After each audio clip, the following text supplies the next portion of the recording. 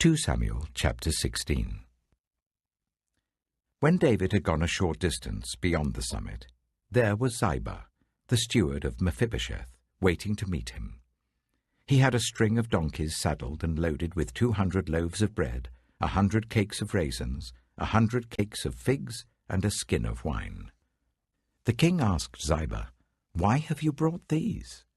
Ziba answered, "The donkeys are for the king's household to ride on, the bread and fruit are for the men to eat, and the wine is to refresh those who become exhausted in the wilderness." The king then asked, "Where is your master's grandson?" Ziba said to him, "He is staying in Jerusalem because he thinks, 'Today the Israelites will restore to me my grandfather's kingdom.'" Then the king said to Ziba, "All that belonged to Mephibosheth is now yours." "I humbly bow," Ziba said. "May I find favor in your eyes, my lord the king." As King David approached Bahurim, a man from the same clan as Saul's family came out from there. His name was Shimei, the son of Gera, and he cursed as he came out. He pelted David and all the king's officials with stones, though all the troops in the special guard were on David's right and left. As he cursed, Shimei said, get out, you murderer, you scoundrel!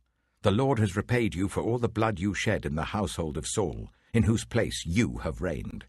The Lord has given the kingdom into the hands of your son Absalom. You have come to ruin because you are a murderer." Then Abishai, son of Zeruiah, said to the king, "Why should this dead dog curse my lord the king? Let me go over and cut off his head." But the king said, "What does this have to do with you, you sons of Zeruiah? If he is cursing because the Lord said to him, 'Curse David,' who can ask, 'Why do you do this?'" David then said to Abishai and all his officials, "My son, my own flesh and blood, is trying to kill me. How much more then this Benjaminite? Leave him alone, let him curse, for the Lord has told him to. It may be that the Lord will look upon my misery and restore to me his covenant blessing instead of his curse today." So David and his men continued along the road, while Shimei was going along the hillside opposite him, cursing as he went and throwing stones at him and showering him with dirt. The king and all the people with him arrived at their destination exhausted, and there he refreshed himself. Meanwhile, Absalom and all the men of Israel came to Jerusalem, and Ahithophel was with him. Then Hushai the Archite, David's confidant, went to Absalom and said to him, "Long live the king! Long live the king!" Absalom said to Hushai, "So this is the love you show your friend? If he's your friend, why didn't you go with him?" Hushai said to Absalom, "No, the one chosen by the Lord, by these people and by all the men of Israel, his I will be, and I will remain with him. Furthermore, whom should I serve? Should I not serve the Son? Just as I served your father, so I will serve you." Absalom said to Ahithophel, "Give us your advice. What should we do?" Ahithophel answered, "Sleep with your father's concubines, whom he left to take care of the palace. Then all Israel will hear that you have made yourself obnoxious to your father, and the hands of everyone with you will be more resolute."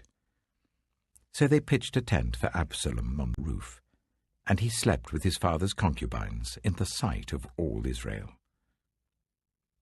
Now in those days, the advice Ahithophel gave was like that of one who inquires of God. That was how both David and Absalom regarded all of Ahithophel's advice. 2 Samuel chapter 17. Ahithophel said to Absalom, "I would choose 12,000 men and set out tonight in pursuit of David. I would attack him while he is weary and weak. I would strike him with terror, and then all the people with him will flee. I would strike down only the king and bring all the people back to you. The death of the man you seek will mean the return of all. All the people will be unharmed." This plan seemed good to Absalom and to all the elders of Israel. But Absalom said, Summon also Hushai the Archite, so that we can hear what he has to say as well." When Hushai came to him, Absalom said, "Ahithophel has given this advice. Should we do what he says? If not, give us your opinion." Hushai replied to Absalom, "The advice Ahithophel has given is not good this time. You know your father and his men. They're fighters, and as fierce as a wild bear robbed of her cubs. Besides, your father is an experienced fighter. He will not spend the night with the troops. Even now he is hidden in a cave or some other place. If he should attack your troops first, whoever hears about it will say, 'There has been a slaughter among the troops who follow Absalom.' Then even the bravest soldier, whose heart is like the heart of a lion, will melt with fear, for all Israel knows that your father is a fighter, and that those with him are brave. So I advise you, let all Israel, from Dan to Beersheba, as numerous as the sand on the seashore, be gathered to you, with you yourself leading them into battle. Then we will attack him wherever he may be found, and we will fall on him as dew settles on the ground. Neither he nor any of his men will be left alive. If he withdraws into a city, then all Israel will bring ropes to that city, and we will drag it down to the valley until not so much as a pebble is left." Absalom and all the men of Israel said, "The advice of Hushai the Archite is better than that of Ahithophel." For the Lord had determined to frustrate the good advice of Ahithophel in order to bring disaster on Absalom. Hushai told Zadok and Abiathar the priests, "Ahithophel has advised Absalom and the elders of Israel to do such and such, but I have advised them to do so and so. Now send a message at once and tell David, 'Do not spend the night at the fords in the wilderness. Cross over without fail, or the king and all the people with him will be swallowed up.'" Jonathan and Ahimaaz were staying at En-Rogel. A female servant was to go and inform them, and they were to go and tell King David, for they could not risk being seen entering the city. But a young man saw them and told Absalom. So the two of them left at once and went to the house of a man in Bahurim. He had a well in his courtyard, and they climbed down into it. His wife took a covering and spread it out over the opening of the well and scattered corn over it. No one knew anything about it. When Absalom's men came to the woman at the house, they asked, "Where are Ahimaaz and Jonathan?" The woman answered them, "They crossed over the brook." The men searched but found no one, so they returned to Jerusalem. After they had gone, the two climbed out of the well and went to inform King David. They said to him, "Set out and cross the river at once. Ahithophel has advised such and such against you." So David and all the people with him set out and crossed the Jordan. By daybreak, no one was left who had not crossed the Jordan. When Ahithophel saw that his advice had not been followed, he saddled his donkey and set out for his house in his hometown. He put his house in order and then hanged himself.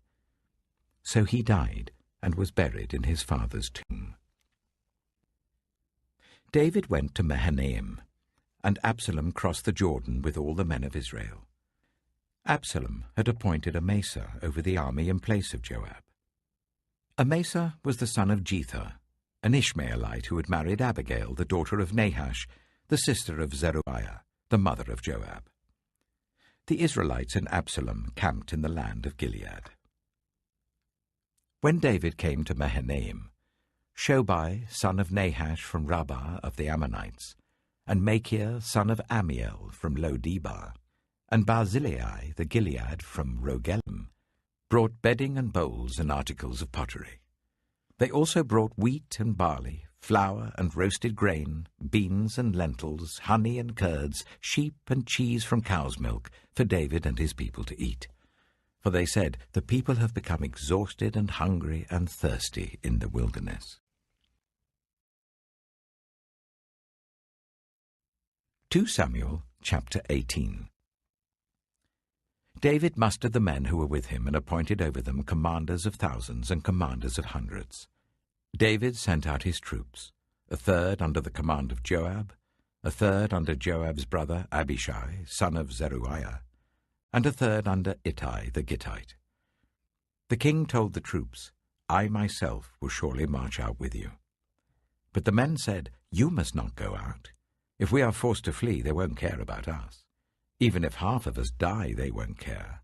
But you are worth 10,000 of us. It would be better now for you to give us support from the city." The king answered, "I will do whatever seems best to you." So the king stood beside the gate while all his men marched out in units of hundreds and of thousands. The king commanded Joab, Abishai, and Ittai, "Be gentle with the young man Absalom for my sake." And all the troops heard the king give orders concerning Absalom to each of the commanders. David's army marched out of the city to fight Israel, and the battle took place in the forest of Ephraim. There Israel's troops were routed by David's men, and the casualties that day were great, 20,000 men. The battle spread out over the whole countryside, and the forest swallowed up more men that day than the sword. Now Absalom happened to meet David's men. He was riding his mule, and as the mule went under the thick branches of a large oak, Absalom's hair got caught in the tree. He was left hanging in mid-air while the mule he was riding kept on going. When one of the men saw what had happened, he told Joab, "I have just seen Absalom hanging in an oak tree." Joab said to the man who had told him this, "What? You saw him? Why didn't you strike him to the ground right there? Then I would have had to give you 10 shekels of silver and a warrior's belt." But the man replied, "Even if 1,000 shekels were weighed out into my hands, I would not lay a hand on the king's son. In our hearing, the king commanded you and Abishai and Ittai, protect the young man Absalom for my sake.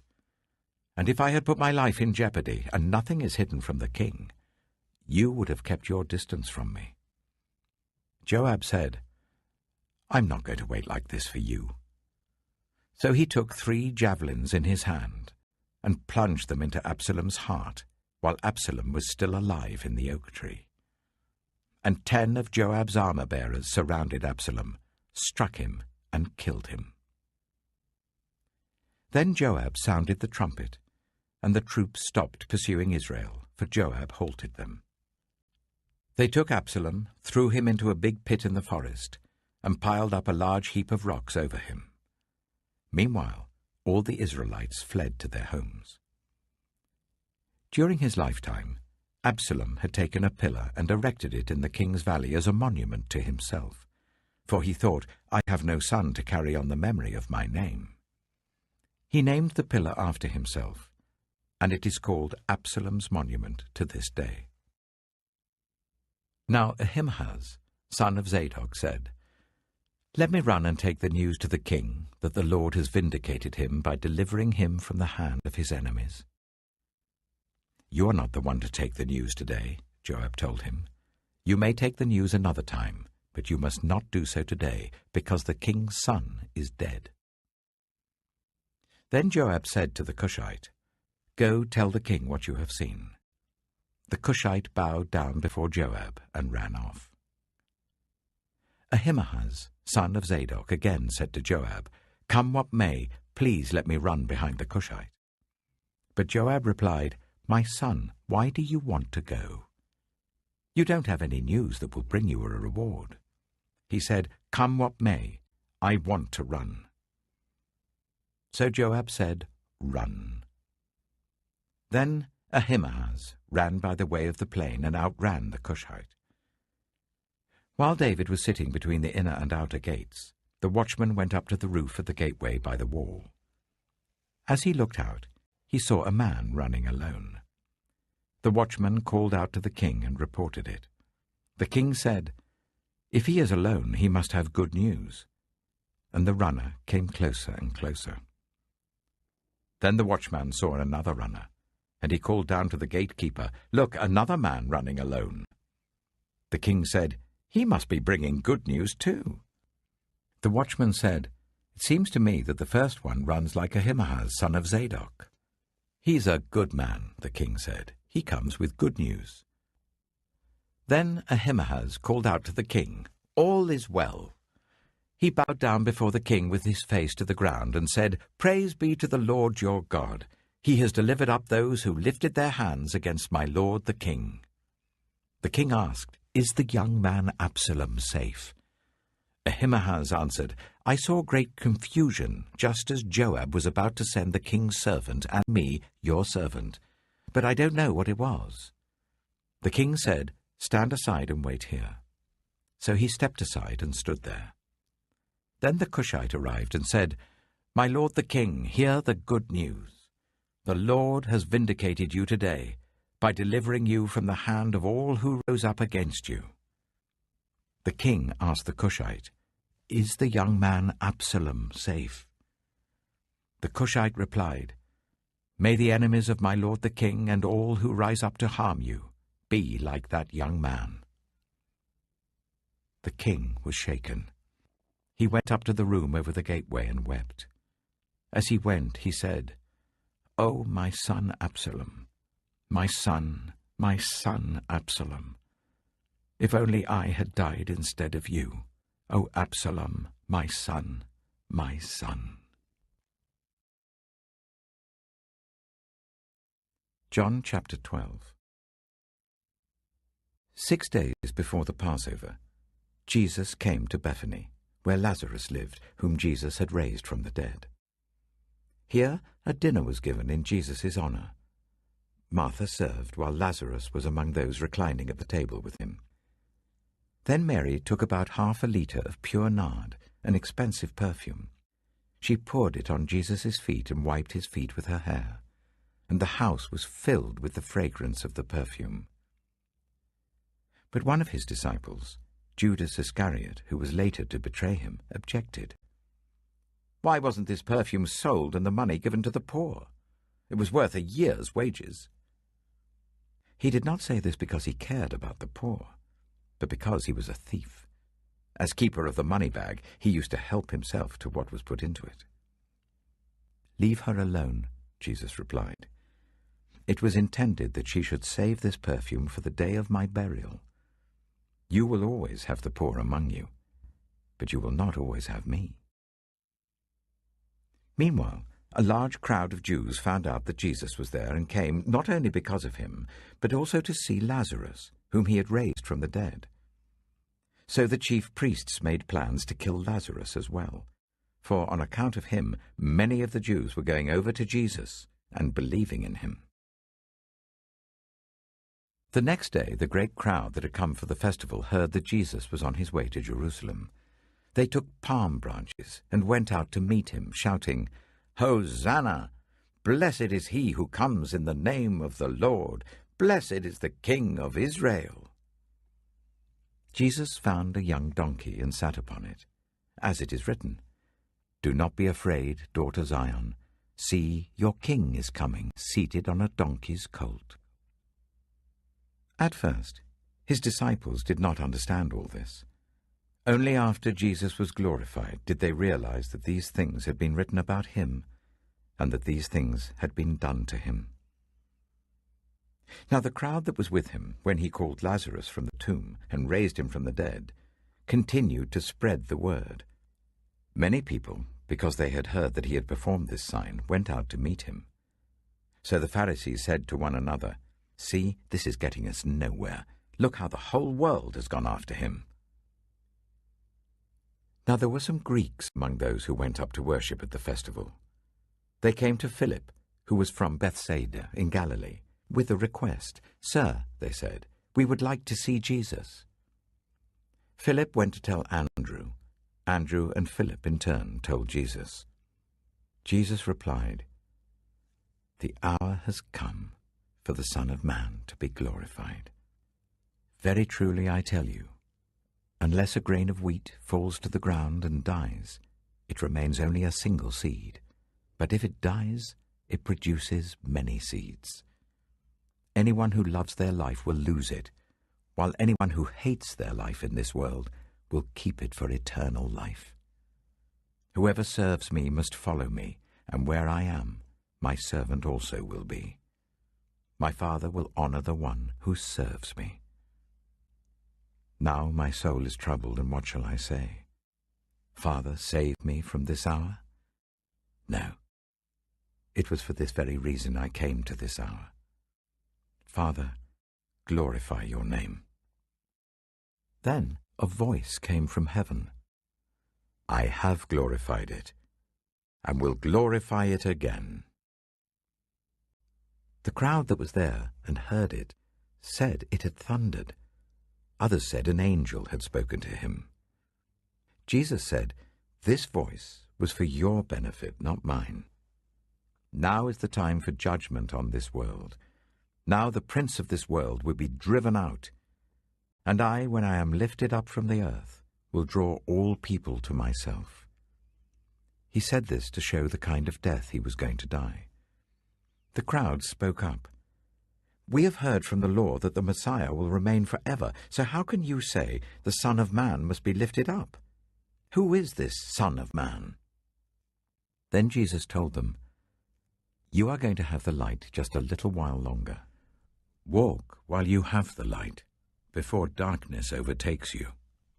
Whoever walks in the dark does not know where they're going. Believe in the light while you have the light, so that you may become children of light. When he had finished speaking, Jesus left and hid himself from them. Even after Jesus had performed so many signs in their presence, they still would not believe in him. This was to fulfill the word of Isaiah the prophet. Lord, who has believed our message, and to whom has the arm of the Lord been revealed? For this reason they could not believe, because, as Isaiah says elsewhere, He has blinded their eyes and hardened their hearts, so they can neither see with their eyes nor understand with their hearts, nor turn, and I would heal them. Isaiah said this because he saw Jesus' glory and spoke about him. Yet at the same time, many, even among the leaders, believed in him. But because of the Pharisees, they would not openly acknowledge their faith, for fear they would be put out of the synagogue, for they loved human praise more than praise from God. Then Jesus cried out, Whoever believes in me does not believe in me only, but in the one who sent me. The one who looks at me is seeing the one who sent me. I have come into the world as a light, so that no one who believes in me should stay in darkness. If anyone hears my words but does not keep them, I do not judge that person. For I did not come to judge the world, but to save the world. There is a judge for the one who rejects me and does not accept my words. The very words I have spoken will condemn them at the last day. For I did not speak on my own, but the Father who sent me commanded me to say all that I have spoken. I know that his command leads to eternal life. So whatever I say is just what the Father has told me to say. Psalm 112. Praise the Lord. Blessed are those who fear the Lord, who find great delight in his commands. Their children will be mighty in the land. The generation of the upright will be blessed. Wealth and riches are in their houses, and their righteousness endures forever. Even in darkness, light dawns for the upright, for those who are gracious and compassionate and righteous. Good will come to those who are generous and lend freely, who conduct their affairs with justice. Surely the righteous will never be shaken. They will be remembered forever. They will have no fear of bad news. Their hearts are steadfast, trusting in the Lord. Their hearts are secure. They will have no fear. In the end, they will look in triumph on their foes. They have freely scattered their gifts to the poor. Their righteousness endures forever. Their horn will be lifted high in honor. The wicked will see and be vexed. They will gnash their teeth and waste away. The longings of the wicked will come to nothing. Proverbs chapter 19. Better the poor whose way of life is blameless than a fool whose lips are perverse. Desire without knowledge is not good. How much more will hasty feet miss the way? A person's own folly leads to their ruin, yet their heart rages against the Lord. Wealth attracts many friends, but even the closest friend of the poor person deserts them. A false witness will not go unpunished, and whoever pours out lies will not go free. Many curry favor with a ruler, and everyone is the friend of one who gives gifts. The poor are shunned by all their relatives. How much more do their friends avoid them? Though the poor pursue them with pleading, they are nowhere to be found. The one who gets wisdom loves life. The one who cherishes understanding will soon prosper. A false witness will not go unpunished, and whoever pours out lies will perish. It is not fitting for a fool to live in luxury. How much worse for a slave to rule over princes. A person's wisdom yields patience. It is to one's glory to overlook an offense. A king's rage is like the roar of a lion, but his favor is like dew on the grass. A foolish child is a father's ruin, and a quarrelsome wife is like the constant dripping of a leaky roof. Houses and wealth are inherited from parents, but a prudent wife is from the Lord. Laziness brings on deep sleep, and the shiftless go hungry. Whoever keeps commandments keeps their life, but whoever shows contempt for their ways will die. Whoever is kind to the poor lends to the Lord, and he will reward them for what they have done. Discipline your children, for in that there is hope. Do not be a willing party to their death. A hot-tempered person must pay the penalty. Rescue them, and you will have to do it again. Listen to advice and accept discipline, and at the end you will be counted among the wise. Many are the plans in a person's heart, but it is the Lord's purpose that prevails. What a person desires is unfailing love. Better to be poor than a liar. The fear of the Lord leads to life. Then one rests content, untouched by trouble. A sluggard buries his hand in the dish. He will not even bring it back to his mouth. Flog a mocker, and the simple will learn prudence. Rebuke the discerning, and they will gain knowledge. Whoever robs their father and drives out their mother is a child who brings shame and disgrace. Stop listening to instruction, my son, and you will stray from the words of knowledge. A corrupt witness mocks at justice, and the mouth of the wicked gulps down evil. Penalties are prepared for mockers, and beatings for the backs of fools.